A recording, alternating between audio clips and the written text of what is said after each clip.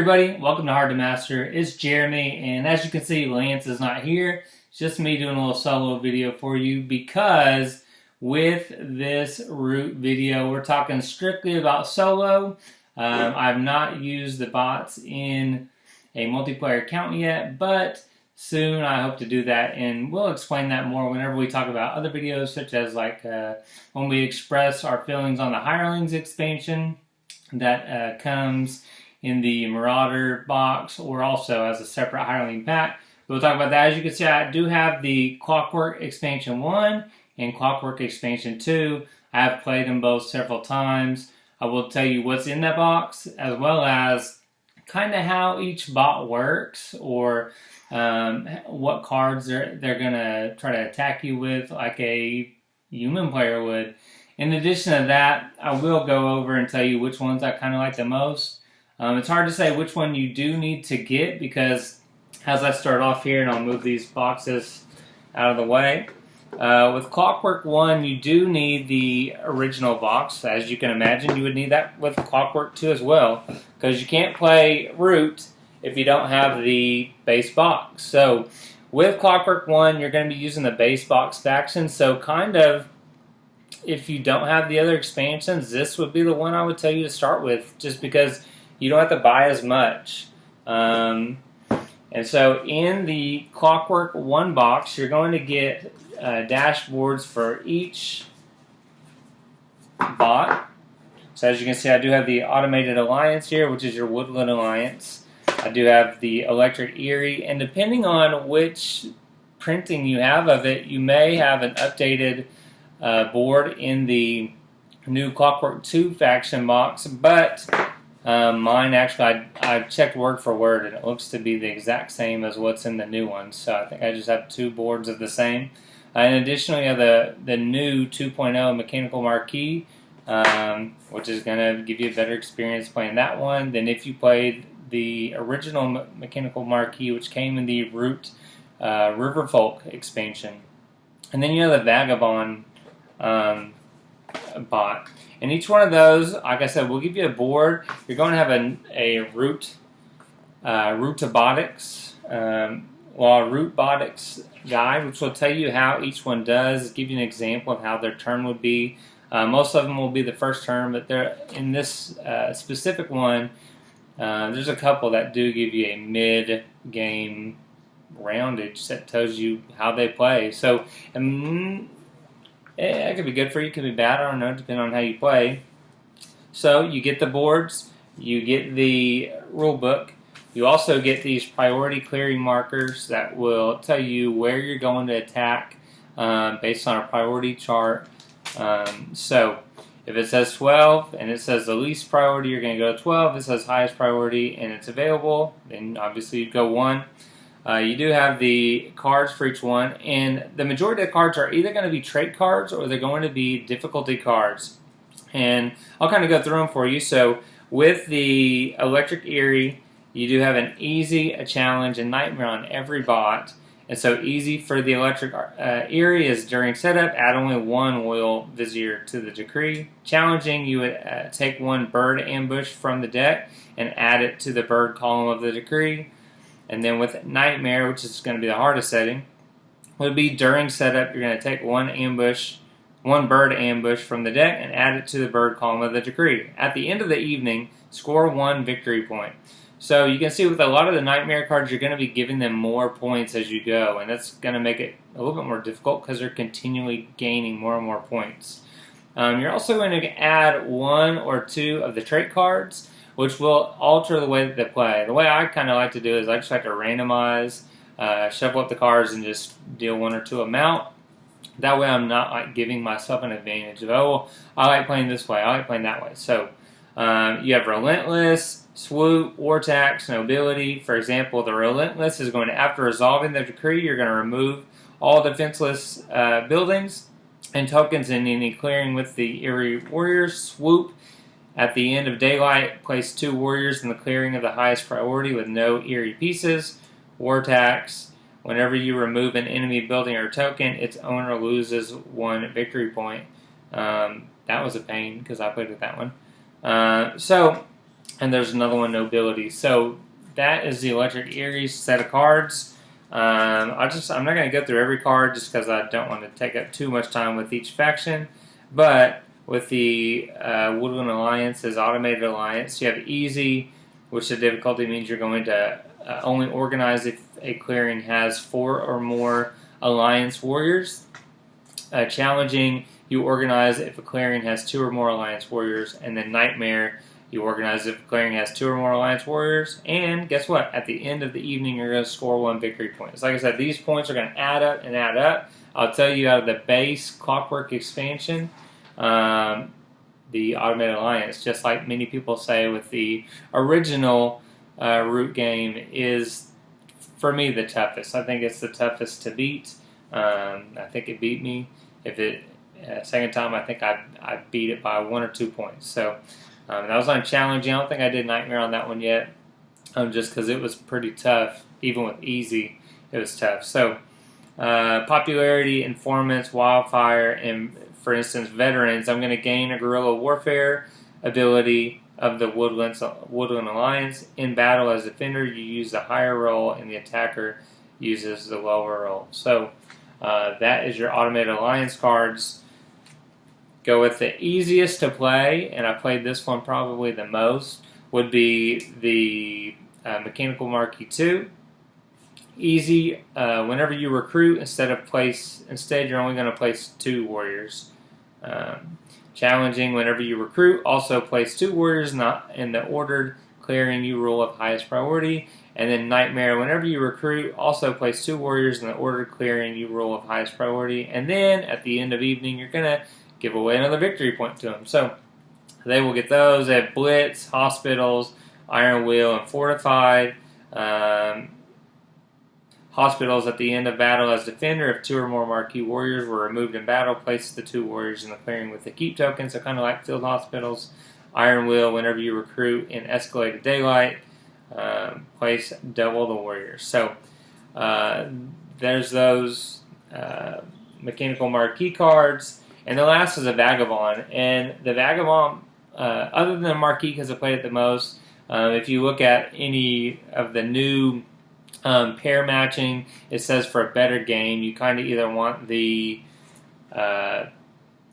Marquis to Cat, or you would want the Lord of the Hundreds, or maybe even the other new faction in that box because of the numbers. So you'll add up a sum of those factions to try to get to 17 points, and the Marquis and the Lord of the Hundreds are the most highest numbered factions, and so it makes it real easy to get them into a play.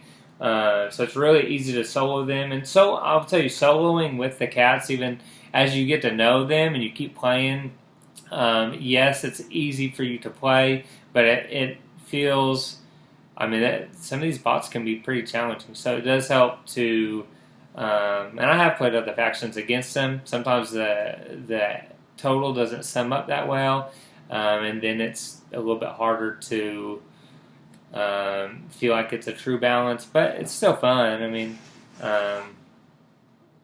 Some are better than others. I think I played, I can't remember who I played. I played one time and it just didn't feel like it was very challenging. It was just total blowout. Wasn't even close. But the Vagabond is probably one of my favorites in the base box to play. Not that they're super challenging, but the way that they get points and everything is pretty interesting, and I really liked it. For instance, with the easy in the evening, you're going to refresh 1 fewer item. Challenge, you're going to, in the evening, refresh 1 more item. And then Nightmare, same thing, but you're going to add points. They will have 3 different Vagabonds that you can choose from, which are going to change the way that they play. So you're not going to use the base game cards. You're going to be using these cards in place, and you're going to pick one, and that's going to give that Vagabond that ability. So you have a little bit more replayability with them because you can switch up the 3 different Vagabonds that they have, in addition to changing the difficulty. And then with their cards, they have Helper. Whenever you aid, score 1 extra victory point. In the aided, player draws 2 cards instead of 1. They have Berserker, Marksman at the start. A battle as attacker, deal an immediate hit, scoring a point if you remove any an enemy warrior, and then adventurer.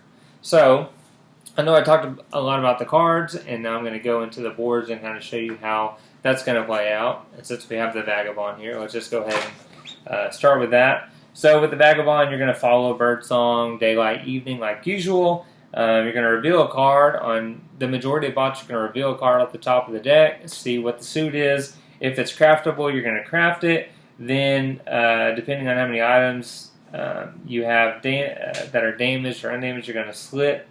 Then you would do these actions depending on which suit it is. So if I have Fox, then I'm going to explore, battle, and special. Bunny, then I'm going to battle, repair, and special. Mouse, quest, aid, battle, repair, and then birds, you're going to explore, quest, aid, and battle. So the special will come into play with whichever Vagabond card you put into play, whichever ability you have. That special is going to be what would activate under special. Other than that, you would follow this. As you can see, gaining victory points as you go. They're going to quest and quest and quest. Out of their personal deck, they're going to try to get ruin items, get items. And as they get items, just like in the game, as they get damaged, they can't be used. Having damaged items allows them to refresh less. But whenever they get a 6th item here in their satchel, it's going to come up here. It's going to allow them to alleviate more. It's hard to see with the lighting, but you're going to deal additional damage. Same with 9th hit and 12th. So. And as you get them damaged, they come out, you're going to move them down and then move them up as they go. So Vagabond is a lot of fun. It's a different type of game. It's not as much as a tactical of getting the places because, as you know, the Vagabond's going to move around. But you do have to balance out, I need to attack the Vagabond or I need to go build up some stuff. And so it gets difficult at times because, he can be scoring a bunch of points depending on which card comes in which action, and that's kind of how it is. Sometimes it's you get a bad draw and it's like the game is really tough, and then you get not so bad and it's still kind of challenging, and then sometimes you get really lucky drawing cards for them, rolling dice, and it's not as difficult. But that's when you want to throw in more trait cards, maybe additional bots and things. I have played with double bots. I probably won't play with 3. It's enough to follow playing 2 at a time and then my moves. It makes the game longer. I can do a solo game of this in about 40 minutes controlling a bot. It's going to be about an hour with 2 bots. And not that it's super difficult, but it does take more and I enjoyed it more. I did enjoy it with 2 bots, so I will continue to play with 2 bots. But I also don't mind throwing in 1 bot and spending that 40 minutes and getting through a quick game. With the cats, a little bit different. So you're going to reveal a card, craft, and then you're going to follow these. But if it's a bird, you're going to perform escalated, which means you would go here. And it's a little bit worse because they're going to be battling more as they put buildings, just like the cat. They're going to gain points. So at the end, they're going to score victory points based on how far it is, and then if it's a bird, you're going to use a track that would score the most, and then discard that card. If we go into the Electric Eyrie, same thing as usual. You're going to be placing the cards in the decree, but you're going to be placing them at a certain spot. So you got Fox, you've got the Mouse, Rabbit, and then you've got the birds. They do have Turmoil here, which if in Turmoil, they're going to, if you can't place a roost, then... So it's not like the decree where you can't follow the decree. It's just if you cannot place a roost for them, then they're going to go into turmoil. They're going to humiliate, lose 1 victory point for each bird card that they have over here. Then they're going to discard the decree, accept the viziers, and then go to evening. So they'll skip their whole daylight phase, but they would still reveal the order card, craft if it's available, and then add it to the matching decree slot, and then do their daylight if they could, or if they do turmoil because they can't do the placing the roost at the end and build, it's going to stink. But it's not my favorite. I finally played. There are several factions that I hadn't played before in a competitive game, so I was able to throw them to the table with the bots and play them out. So I have done every faction except for the Riverfolk, and so But I did do the Riverfolk bot and kind of got a feel for it. So I mean, I played as the bots. I kind of played them. I would know how to play them in a game now based on the idea behind the solo. Then we have the Automated Alliance. So basic thing, they're putting sympathy, putting the bases out, and going through that. So let's see, anything stands out. Reveal card craft. They're going to revolt. So their thing that kind of stuck was the revolting. And if it was a bird card, you would do it over here in daylight. But otherwise, you're going to do it here. They're going to remove all enemy pieces from the order sympathetic clearing with the most enemy pieces and place the ordered base there to revolt. The ordered base must be on this board. And then if you did not revolt this turn, you're going to spread sympathy. So they were constantly spreading sympathy and then revolting. And it just added up and added up. And then this kind of stinks too. Poor manual dexterity, you have no hand. Oh no, that's so any bot that you use, you can't take cards from them, so you're going to take it from the deck. And then if you ever have to give them a card, you're going to give them a point. So a lot of the cards in the deck, if it says, take a card and give them a card, I'm not giving them points. So I'm not going to play that for craft. I'm going to do something else with it, spending it or discarding it to do something else. But those are the base factions. We're at about 16 minutes. We can keep going, I think, in the same one. So with the Clockwork 2, though, you would, depending on if you want to play all the bots, you would need both these boxes. But if you just want to play against the Lizard Cult and the Riverfolk, you would get that expansion. But if you want to play against the Underworld expansion and do the Corvids and the Duchy, then you would need this one as well, or in place of, depending on how you're wanting to use this expansion. I would tell you more the merrier. If you have all of it, then I would say definitely this would be a fun one to get. With them, I'll go over the cards real quick. I'll spend maybe not as much time on some things, but we'll see. So they have the same thing.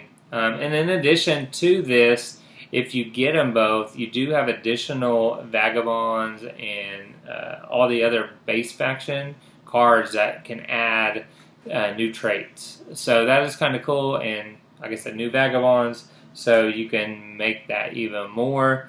So, but again, these are each like, I think $35-40, so it's not cheap by any means. I have just about everything roots, so it adds up. But I will tell you, after playing Oath, I got root again. I got it all. Bought the Clockwork expansion, and I have just continued to love the game way more because of playing it solo. I'm not a huge solo gamer.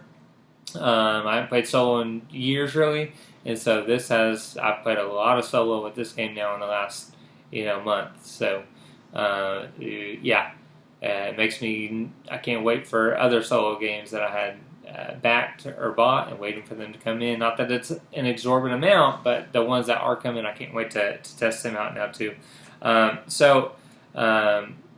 With the Clockwork 2, I'll just tell you right out the gate, my favorites to play are probably the Duchy. I really like the Duchy, playing it as them, and so playing with their faction is nice as well.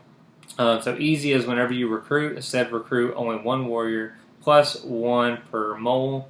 Icon showing into the burrow. Challenging, whenever you recruit, instead recruit 3 warriors plus 1 per showing. And then Nightmare, you're going to do the same thing, but you're adding a point at the end of evening, like we've stated most of the bots do.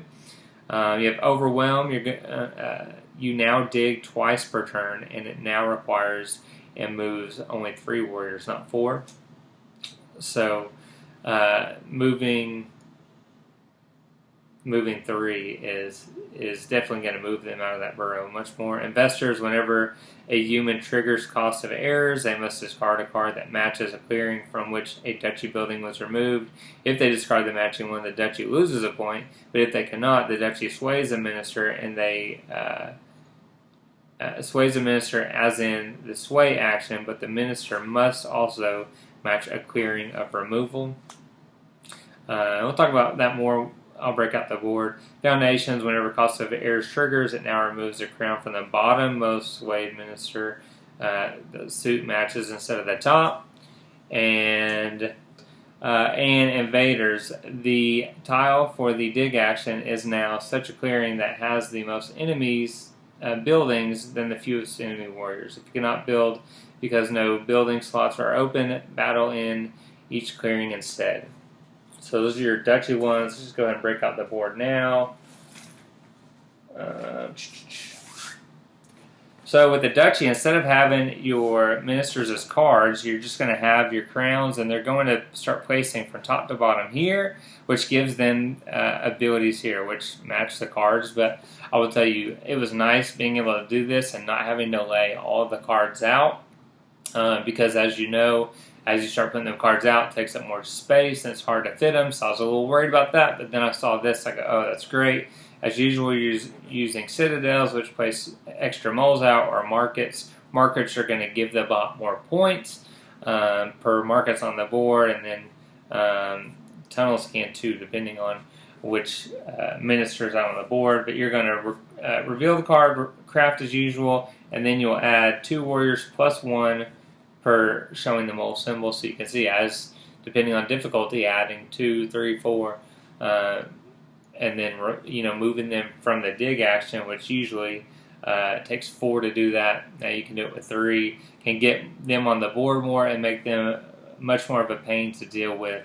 But it was nice running them. Like I said, I like playing them, and so playing them as a bot was also enjoyable because I'm building up the ministers and removing them if certain things happen. So the duchy is probably my favorite in the set. If we go to the lizards are probably, I think, the toughest that I've faced so far in, especially this expansion. They're about as tough as the Woodland Alliance, I feel, because they're adding a bunch of points from their board. So just like in the Riverfolk expansion, they have a token that moves here, and as it moves, if they have acolytes, they're going to activate them for each action following this track here, which if they can't do it, it just moves to the next one until you do that until they're gone. That's right here during the Conspiracies of the Birdsong, but first you would check the most common suit. So this is one where you're not going to look at crafting out the gate. You're going to look at the most common suit here.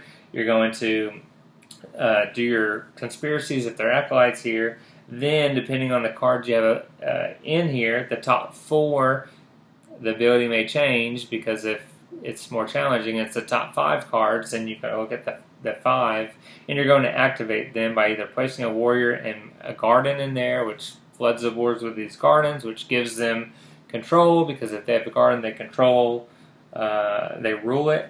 And then, or if it's a bird card, they're going to take a lizard from the clearing that has the most warriors and then place it here to give them actions and birdsong. So they are super tough. They're going to be getting the points for the farthest matching clearing that matches of that. The only difference is the bird.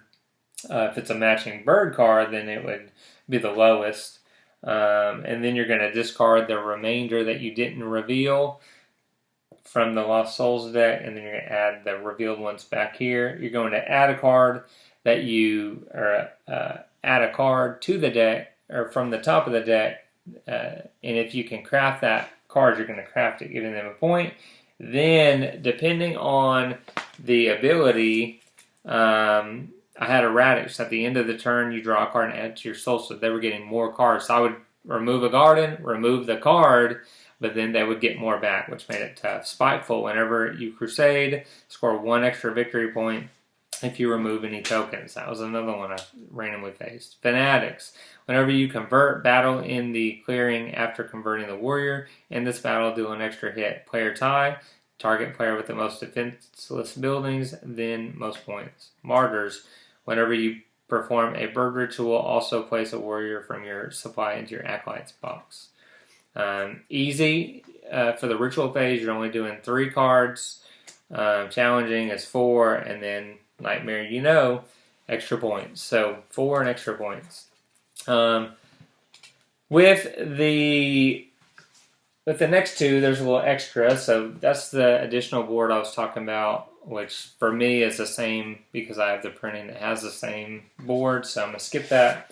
Let's go with the Corvids because they're the next easier of the bunch to compete against, I think. The Riverfolk has extra cards and things you have to manage because obviously you don't have somebody there that's playing as them. They're a bot, so they have to follow rules. Corvids have that too. So certain of their tokens, like for bomb tokens, when it's flipped, you only remove 2 pieces of each bot and it's clearing warriors first instead of all their pieces. Snare, the bots ignore snare tokens for the purpose of targeting, clearings to place or move pieces. And then if a bot would place in a clearing with the snare or move out of clearing with the snare, remove the snare but do not perform this action. And at the bottom, the Vagabond will continue to move after this happens, exhausting extra items. So that's how you have an interaction with the bot card, which is kind of good and helps. The one thing I will say about this one is, and I looked on BGG and everywhere, and I tried to get in the Facebook group to ask the question while I was playing. I just kind of had to go with it. It doesn't, usually they tell you if a bird card comes out, how you would handle that. This one doesn't say anything about bird cards. And so if it's a tie for order clearing, it doesn't state that. And I wish there was some kind of reminder on here. Maybe it doesn't matter. I just kind of went for which one had the most and did that clearing and kind of, what would a normal player kind of do, as well as looking at targeting priority. But I wish it would have explained more about the birds. I couldn't find anything on BGG. No one was saying anything about bird cards. So hopefully I can figure out what the exact way to do that is. But you'll reveal a card, craft it if you can. You're going to recruit 2 warriors in each of the 2 ordered clearings. So this is where I was talking about, which, if I draw a bird, which one? It didn't specify, like a lot of the boards or even the rulebook would specify a bird card. This one didn't. But if it's fox, I'm going to take the 2 fox clearings and I'm going to put 2 warriors in that one, depending on if I have something that upgrades it, makes it more beneficial. And then I flip any plot tokens that I have face down, gaining points for what's now up, which is where they're going to get the majority of their points. And then battle, move, plot. They're going to do these if they can. And then if they have 3 or more warriors, they're going to place another plot token, and then at the end of their round, they're going to score a point for any of the coin extortion tokens that are up, and then they'll discard that order card.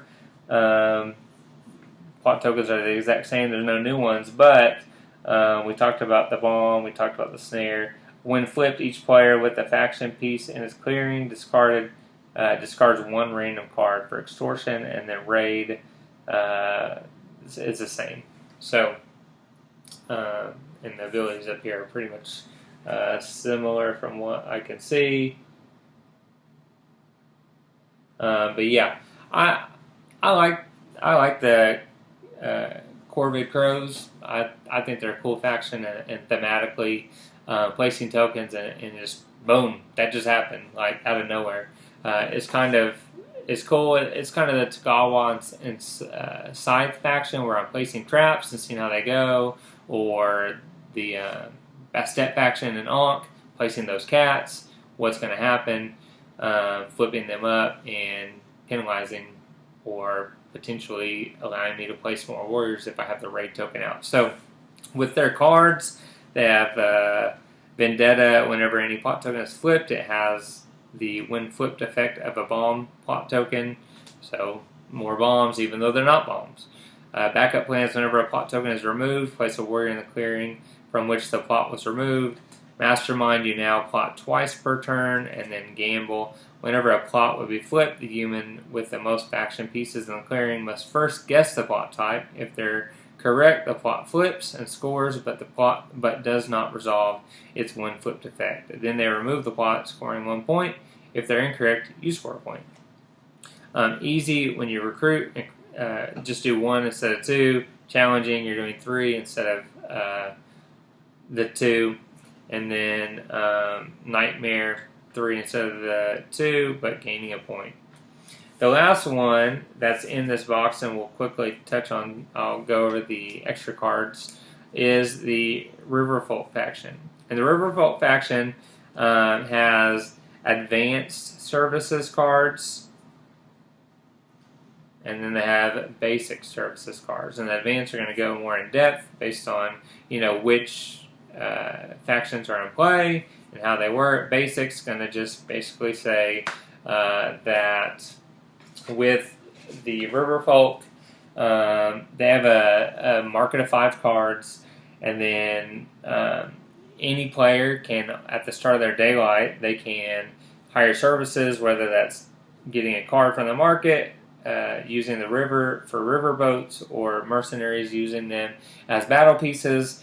0 to 9 points, you're going to give 2 warriors. 10 to 19 points, you're going to give 3 warriors. Or 20 plus points, you're going to give 4 warriors to their payment box. And so they have their market. They're going to draw and add any missing cards. Then they're going to craft. If they're going to look through the market, craft what they can.